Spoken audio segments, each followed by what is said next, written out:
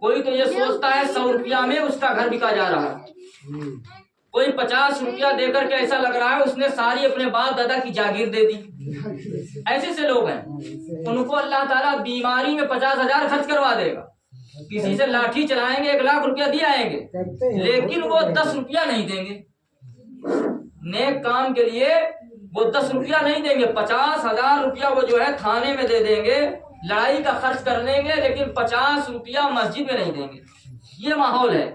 اگر آپ چاہتے ہیں آپ کا شمار، آپ کی گنتی اچھے لوگوں میں ہو، کس میں ہو؟ اچھے لوگوں میں ہو، تو قرآن و حدیث کی تعلیم کو عام کرو. زیادہ خرچہ نہیں ہے.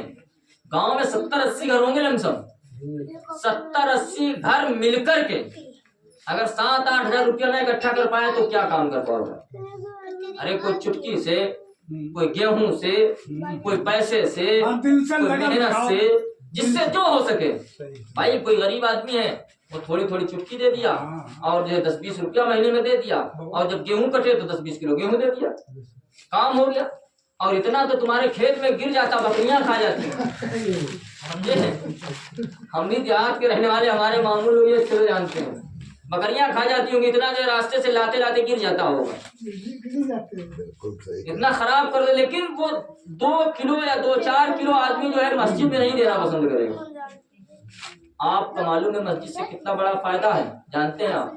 مسجد سے جب اذان ہوتی ہے تو تمہاری بستی کے اندر جتنے شیاطین ہیں، بھوت بلائی، یہ سب دور ہوتی ہوئی نظر آتی. اذان کی آواز جہاں جہاں پہنچتی ہے وہاں سے بلائی ختم ہوتی جاتی ہے، تمام بلا بھاگ جاتی ہے، دور بھاگتی ہے.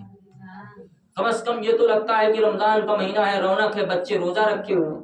آپ کو معلوم ہے محرم چل رہا ہے، آپ کو معلوم ہے ربیع الاول چل رہا ہے، آپ کو معلوم ہے آج ہمارے مذہب اسلام کے اندر کیا دن ہے، آج عید ہے. ورنہ کیا تم جانتے کچھ بھی تو نہیں. آج جو تھوڑا موڑا ترقی کر رہے ہو یہ انہیں 2-4 لوگوں کی محنتیں ہیں.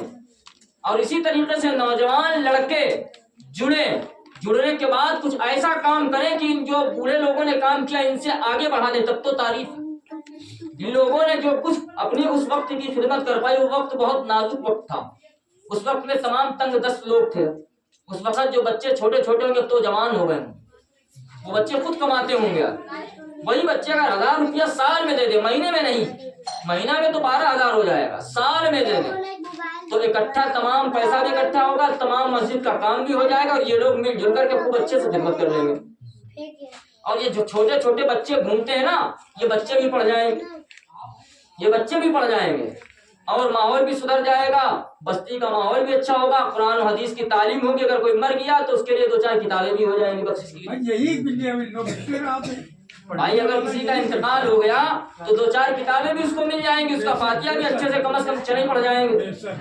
کم از کم کلمہ شریف پڑھو گے تو کلمہ شریف بھی اچھے سے پڑھ جائے گا. نہیں تو یہ والا حال تھا، لے لے اجرا میں بھرتے جیسے تال ہے اونچے تو کبھی سے چلے اونچے. اور جب مٹی دینے کی باری آئے تو سن جیسے نا پرانے لوگ کھیت میں مکئی بوتے سن بوت رہے ہیں، سن کی طرح سے توڑ دیے جاؤ گے، چلے جاؤ. تو میں دیہاتی بھاشا میں ایک نعت پڑھتا ہوں، سماعت کریں پھر سلام ہوگا. میں نے شاید یہاں پڑھی ہے یا نہیں پڑھی ہے، بہرحال ایک دم دیسی بھاشا ہے. درود شریف پڑھو صلی اللہ علیہ وسلم. اللہم صلی علی سیدنا محمد. اللہ کے یہاں ایک دن بلوائی حاجیوں